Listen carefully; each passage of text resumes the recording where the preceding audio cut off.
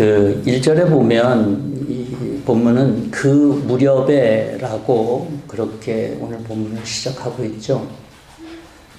그 무렵은 어떤 때일까요? 바로 우리가 바로 그 전장에서 이런 일이 있어요. 35절에 보면 그날 밤에 주의 천사가 와서 아시리아군의 진영에서 18만 5천 명을 죽입니다. 그 사건이 있었던 때예요. 그 무렵 때예요.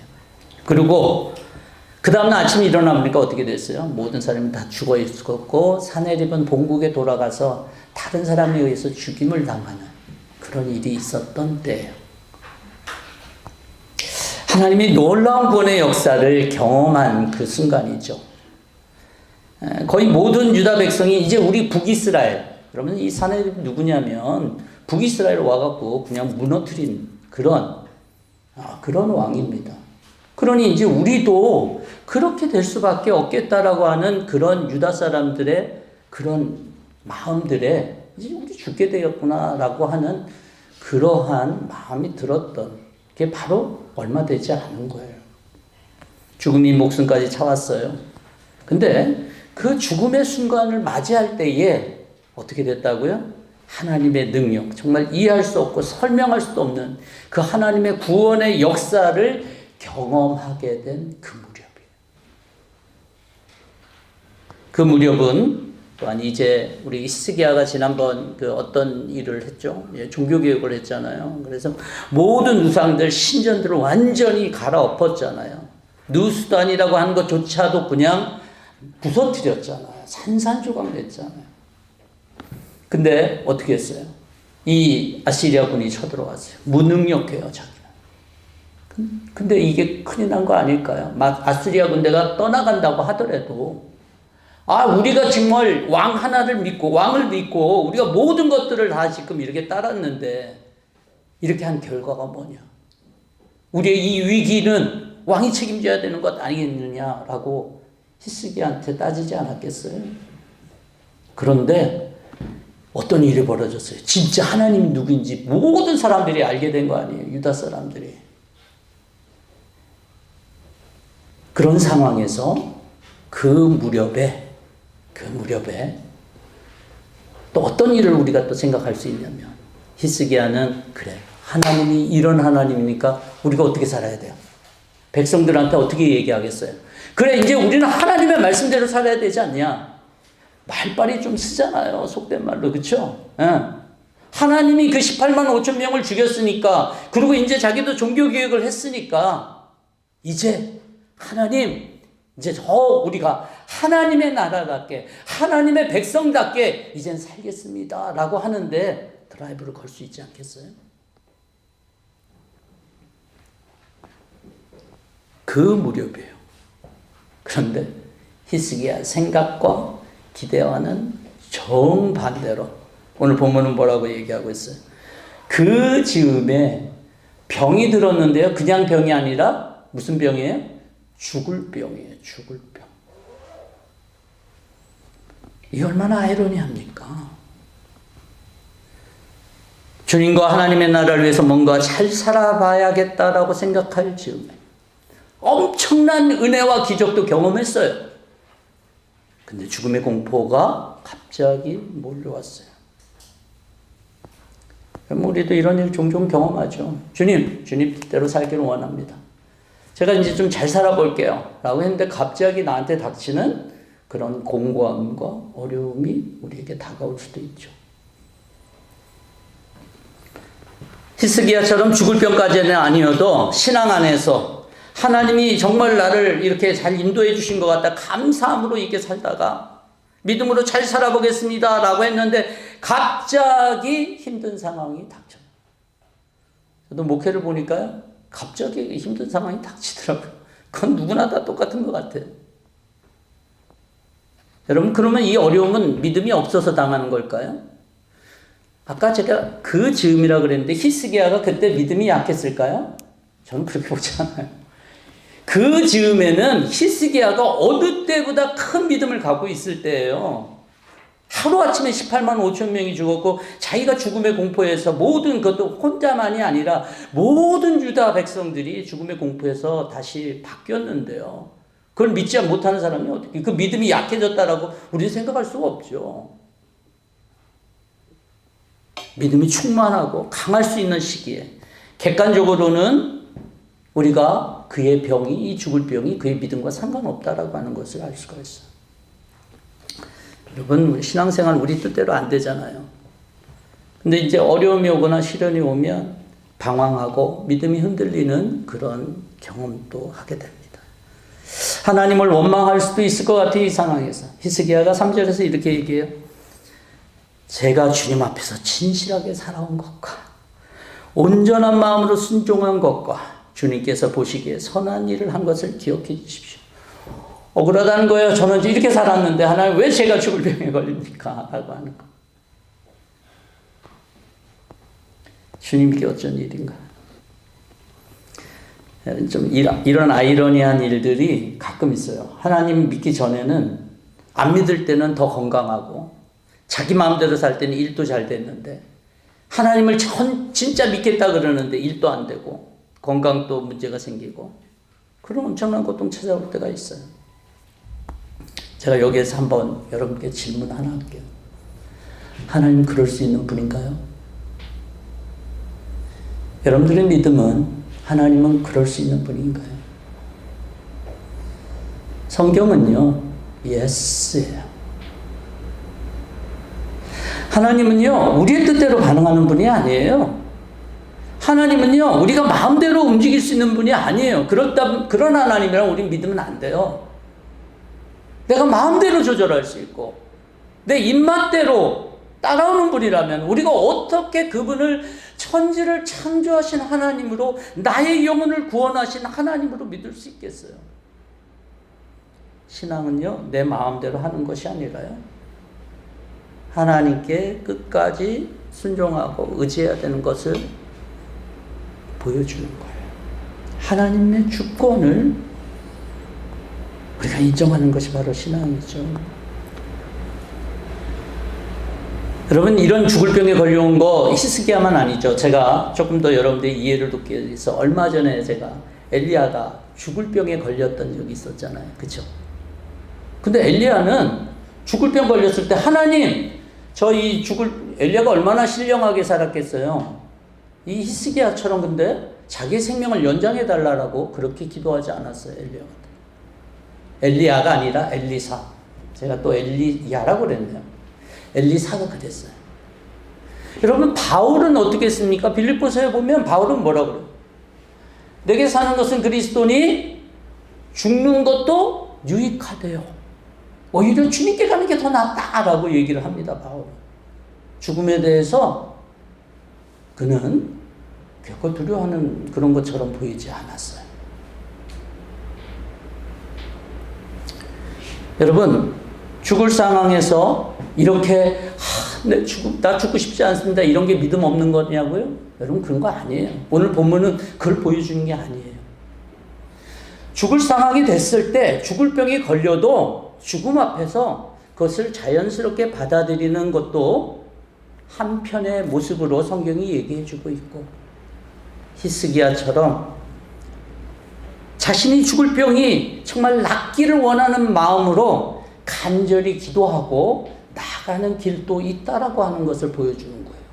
그래서 히스기야의 방법이 옳고, 엘리사의 방법이나 바울의 방법이 옳고, 히스기야 방법은 좀 믿음이 없고 좀 나쁘고 좀 모자르고 이런 게 아니에요. 성경은 오늘 우리에게 히스기야처럼 긍휼을 구하고 기도할 수 있는 길, 내가 고난이 닥치고 내가 해결할 수 없는 일이 왔을 때에 그런 기도할 수 있는 길이 있다라고 하는 것을 우리에게 보여주고 있다는 거예요.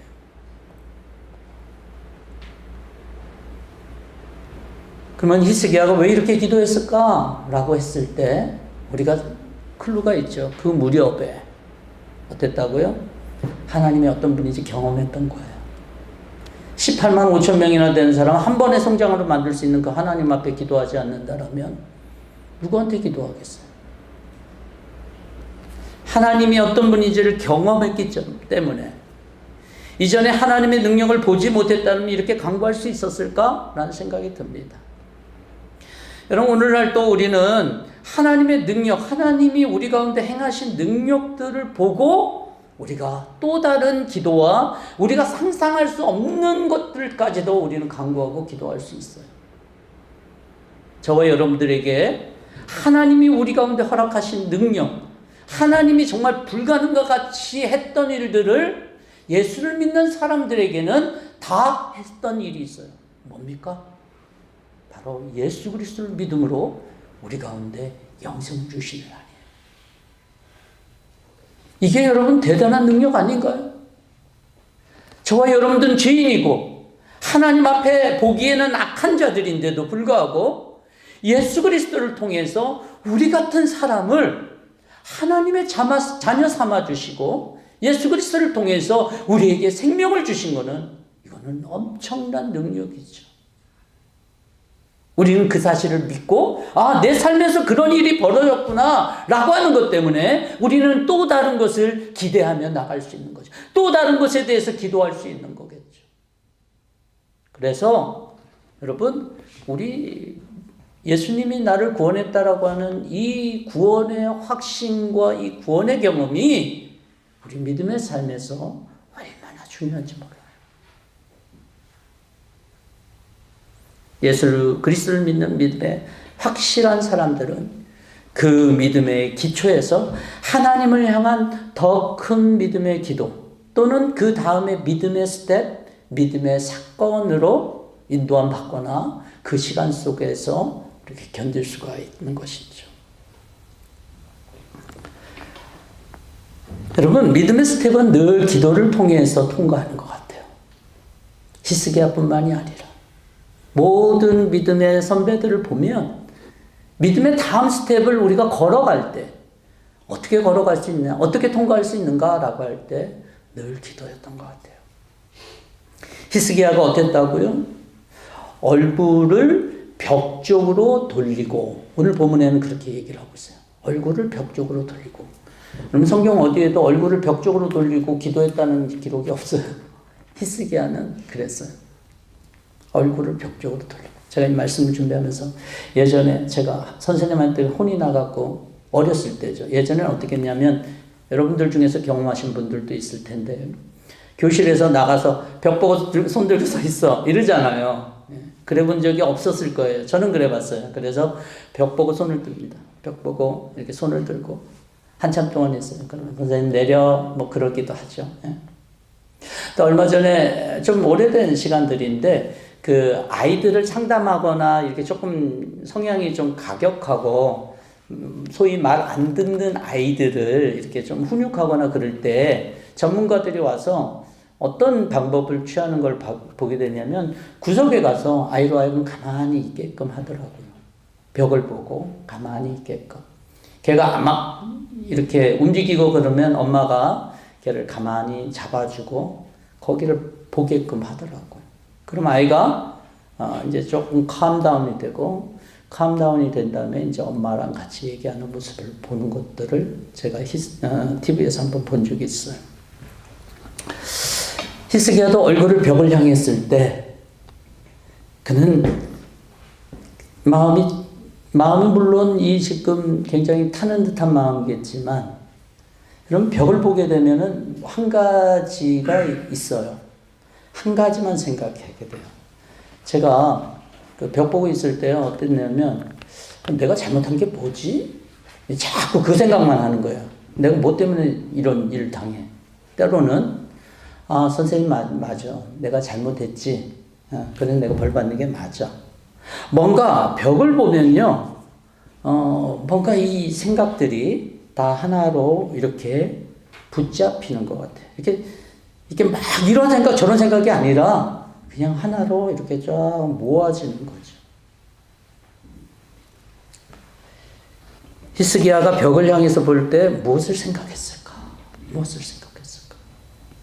제가 말씀 묵상하면서 보는 거는 히스기야는 오직 한 가지만 생각했던 것 같아요.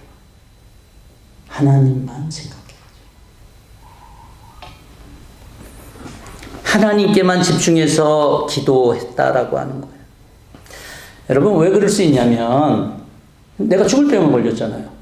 그러면 구약에서 많은 경우에 어땠죠?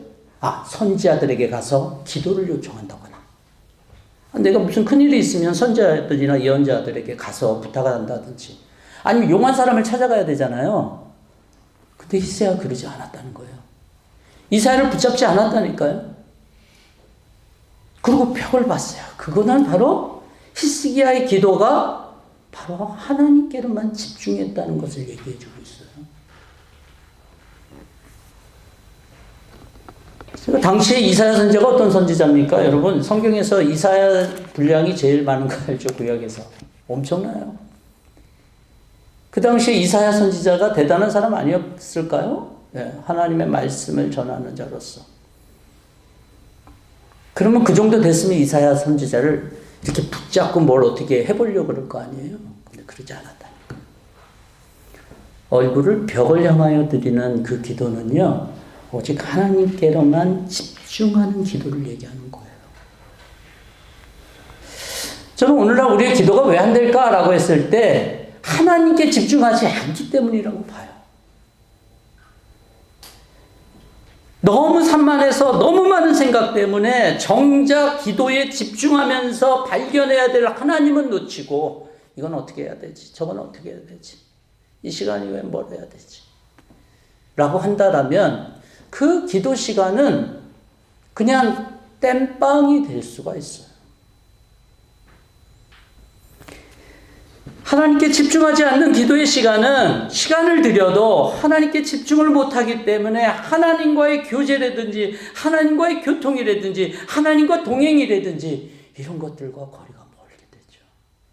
그러고선 이렇게 얘기합니다. 나는 기도는 해봤는데요, 뭐가 안 되는 것 같아요. 기도의 목적은 하나님이 내 유한한 시간 가운데 오는 거예요. 내가 하나님 앞에 얼마나 많은 것들을 얘기했냐가 중요한 게 아니에요. 기도의 최종적인 목적은 하나님이 이 유한하고 부족하고 연약한 나라고 하는 존재의 시간 속에서 이 시간과 장소 속에 내게 오시는 이 사건 아니겠어요? 그래야지만 기도의 완성 아닐까요? 시간을 얼마나 했느냐? 통성 기도를 했냐? 묵상 기도를 했느냐? 이런 거 아니죠. 우리에게 찾아오신 하나님과 깊은 교제로 들어가기 위해서 여러분, 우리는 산만케 하는 것들을 정리해야 돼요. 기도한다라면, 진짜 기도한다라면 하나님께로만 집중할 수 있는 기도의 시간이 필요해요. 방법과 상관없이. 히스기야의 이 본문은요, 이사야 38장에서 동일하게 보여지고 있어요. 이사야 38장에 히스기야가 자기가 다 낫고 난 다음에 자기를 돌아보면서 그때의 마음과 이런 상황들을 돌아보면서 자기가 고백하는 고백들이 있습니다. 이사야 38장 13절과 14절에 이렇게 얘기해요. 그 밤에 어땠냐? 라고 했을 때 마치 사자가 나의 뼈를 바수어 먹기라도 하듯이 나는 날이 셀 때까지 울부짖었다. 주님께서 조만간에 내 목숨을 끊으실 것이다. 나는 제비처럼 학처럼 애타게 소리 지르고 비둘기처럼 구슬피 울었다. 나는 눈이 멀도록 하늘 우러러 보았다. 주님, 저는 괴롭습니다. 이 고통에서 저를 건져 주십시오. 그의 심정이었어요. 그리고 계속적으로 얘기합니다. 주님께서 말씀하셨고 주님께서 그대로 이루셨는데 내가 무슨 말을 더 하겠는가? 나의 영혼이 번민에 쌓여 있으므로 내가 잠을 이룰 수 없다. 그리고 그는 얘기합니다. 주님을 섬기고 살겠습니다. 주님만 섬기겠습니다. 저를 낫게 하셔서 다시 일어나게 하여 주십시오. 이 아픔이 평안으로 바뀔 것입니다. 주님께서 이 몸을 멸망의 구덩이에서 건져주시고 주님께서 저의 모든 죄를 용서하십니다. 여러분, 히스기야는 종교개혁자였어요. 하지만 자신의 죄에 대해서 회개했다든지 이런 모습이 없어요. 이사야 말씀 외에는 어디에도 없어요. 그는 어떻게 기도한다고 그랬어요? 날이 셀 때까지 울부짖었다고 그랬어요. 이 고통에서 저를 건져달라고 눈물을 흘리면서 구슬피 울면서 기도했다라고 그랬어요. 여러분, 히스기야의 기도는 그 밤에 부르짖는 기도였던 것은 분명해요. 여러분, 이렇게 기도해 본 적이 있나요? 성경에는 사무엘 어머니 한나가 이렇게 기도하는 것들을 보여줘요. 요나가 물고기 뱃속에서 부르짖는 모습으로 기도했다는 걸 보여줘요. 그래서 예레미야 선지자는 너희가 내게 부르짖으며 내게 와서 기도하면 내가 너희들의 기도를 들을 것이요. 이렇게 하나님이 약속하고 있습니다. 여러분, 또 그 밤에 히스기야는 어땠다고요? 눈물을 흘리면서 기도했다라고 그랬어요. 여러분, 왕이면서 남자면서 그가 그 밤에 벽을 보면서 이게 눈물 흘리기가 쉬웠을까요? 여러분, 쉽지 않죠. 기도할 때 여러분들 눈물 쉽게 나올 수도 있는데, 쉬운 히스기야의 상황을 보면은 그렇게 쉬운 상황은 아니죠. 제물을 드린다거나, 예를 들어 이런 상황이 왔어요. 그래서 제물을 드린다거나, 더 많은 제사를 드린다거나, 이런 것들은 왕으로서 할 수 있겠죠. 더 많은 제물을 드려야겠다, 하나님께. 더 많은 제사를 드려야겠다. 가능할 거예요. 그렇지만 눈물을 흘리는 것은 좀 특별하지 않을까요? 사람이 눈물을 흘릴 때 그 눈물에 가짜 눈물 말고 진짜로 자연스러운 눈물일 때 그 눈물에는 사람의 중심이 있기 마련입니다. 시편 34편 18절에는 여호와는 마음이 상한 자를 가까이 하시고 중심으로 통회하는 자를 구원하시는도다. 눈물을 흘리며 기도할 때 그는 그의 진심, 마음의 중심, 그 진실을 담아서 기도했다라고 하는 거예요. 여러분, 우리는 참 어떻게 보면 머리가 좋아서일 수도 있고 영악해서일 수도 있고 우리는 하나님을 마치 다는 것처럼 우리가 기도를 한다든지 하나님을 대할 수가 있어요. 우리 중심 말고 아는 것으로 하나님을 대한다든지 우리의 경험으로 하나님을 대할 수 있어요. 근데 히스기야가 죽을 병 걸렸던 그 순간은 다른 거 다 필요 없거든요. 그냥 하나님 앞에서 내 중심만, 하나님 내 진심은 이것입니다 라고 밖에 강구할 수 없는 그 시간이었던 거. 그 시간 속에서 히스기야는 새롭게 자기에 대해서 알게 되죠. 하나님에 대해서도 알게 되지만 자기에 대해서 알게 돼요. 아, 내가 죄인이었구나. 여러분, 시간이 많이 지난다고 믿음이 성장하지는 않아요. 절대로. 교회를 10년, 20년 다녀도 믿음이 성장하지 않을 수도 있어요. 아니, 더 잘하지 않고 믿음이 사그러들 수도 있어요. 믿음은요, 하나님이 하나님으로 인정이 되고 하나님만이 진짜 참 하나님이라고 하는 내 진심에, 내 중심에 진짜 인정하는 그 순간이 될 때에 믿음은 이렇게 스텝을 밟는 거예요. 다른 사람이 아무리 그 많은 것들을 얘기해 주거나 경험이 많아도 내가 그 하나님을 알고 내가 누구인지 알게 될 때에 믿음의 스텝은 밟아지는 거예요. 내가 얼마나 죄인인지 알게 되는 순간. 내가 공지에 몰려서 눈물밖에 나오지 않는 중심으로 하나님밖에 의지할 수 없습니다 라고 하는 그런 중심의 하나님을 향한 갈망 가운데 믿음의 또 다른 스텝을 걷게 되는 것을 보게 됩니다. 이사야가 궁전을 막 떠나려고 할 때 하나님의 응답을 받잖아요. 그런데 그 시간이 그렇게 짧은 시간은 아니었던 것 같아요. 왜냐하면 아까 이사야서 말씀처럼 밤새도록 잠이 안 올 정도로 눈물을 흘리면서 기도했던 시간이 있었으니까 이사야가 다른 것 때문에 좀 더 체류했을 수도 있죠. 그러다가 이제 이 궁을 떠날 때에, 궁전을 벗어날 때에 하나님이 응답하죠. 하나님은 변덕이 많으신 분이십니까?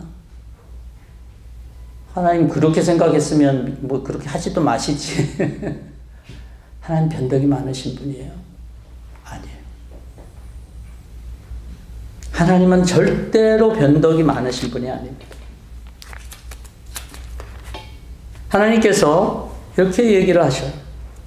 이사야에게 너는 되돌아가서 내 백성의 주권자인 히스기야에게 전하라. 내 조상 다윗을 돌본 나 주 하나님이 말한다.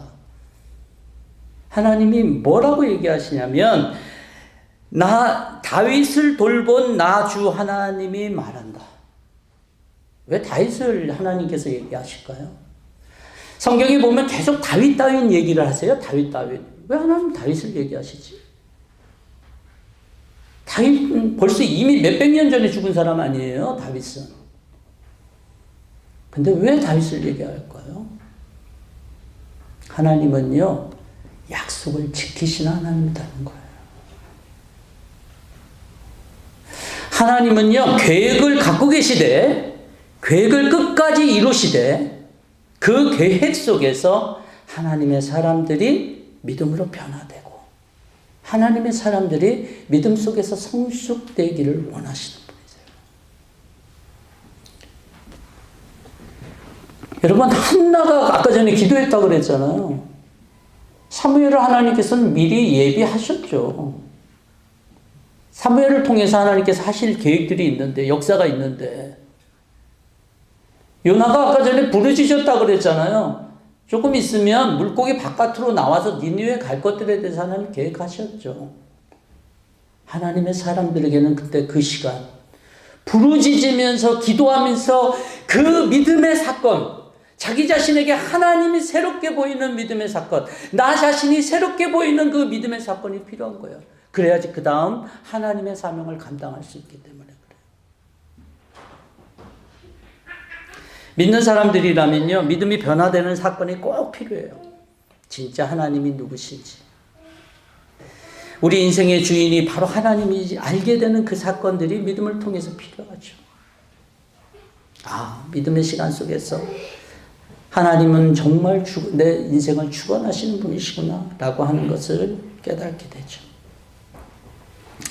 앞서 말씀드렸다시피 예수 그리스도의 십자가를 통해서 저와 여러분들이 얻게 된 이 영생은요, 그 전에 18만 5천 명이 한순간의 죽음을 경험한 송장이 된 거랑 똑같은 구원의 경험이라고 할 수 있어요.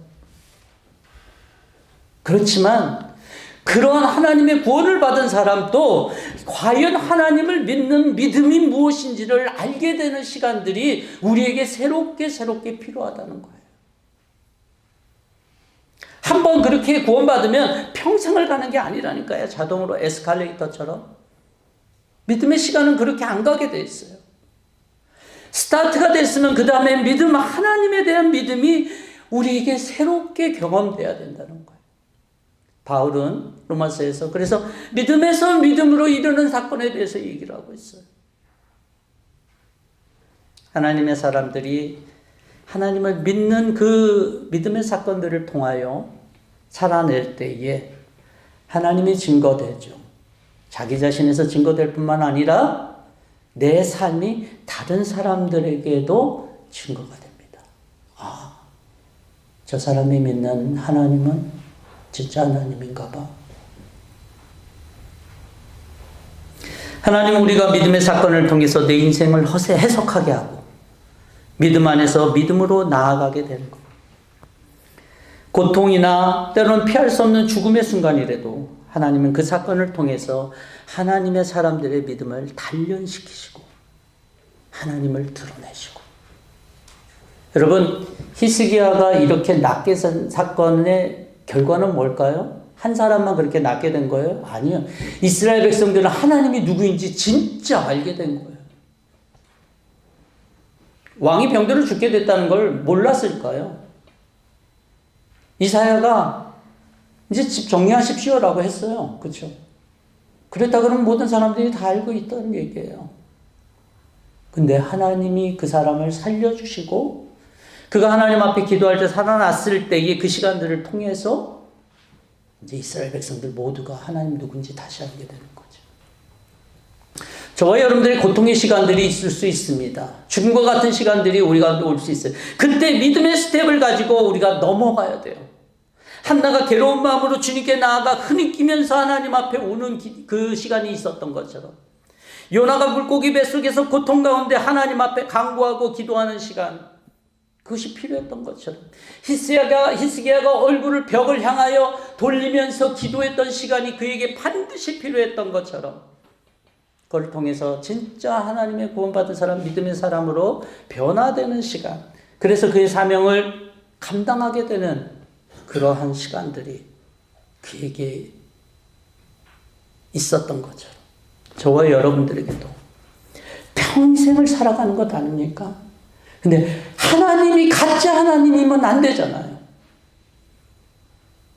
하나님이 진짜 하나님이 우리 가운데 믿어지기 위해서, 믿음의 사건 속에서, 우리 인생의 변곡점과 같은 시간 속에서 하나님만을 바라고 부르짖으면서 눈물을 흘리면서 내 중심에 통하는 마음으로 하나님 앞에 나아갈 때 하나님의 하나님 되심과 우리 자신을 바로 보게 될 것이고, 그리고 우리는 하나님의 백성으로 살아갈 거예요. 갈등 없이 살아갈 거예요. 그리고 우리를 바라보는 모든 사람들은 하나님이 누구인지 알게 되리라고 믿습니다. 그러기 위해서 저와 여러분들이 하나님을 향하여 눈을 돌리되 하나님만을 바라볼 수 있는 이 기도의 시간들을 저와 여러분들이 가질 수 있기를 주의 이름으로 축원합니다.